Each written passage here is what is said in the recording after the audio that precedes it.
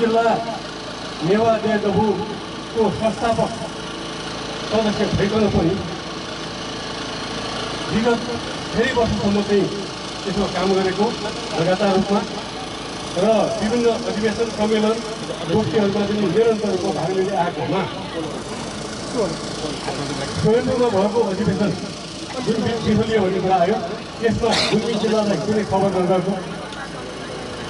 त्यस्तै किसिमले चितवनमा भएको पोहोर सालको चाहिँ यो विधान संशोधन यो अधिवेशनमा पनि कुनै किसिमको मिल्दो खबर नगरेको त्यसमा आउन पाइएन यो किन यस्तो भयो यो चाहिँ उसमा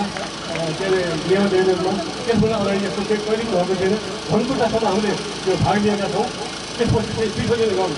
हामीलाई बोलाउने काम सबै बिथोलियो सम्मेलनको अधिवेशन बिथोलियो हरेक कुरा बिथोलियो धन्यवाद।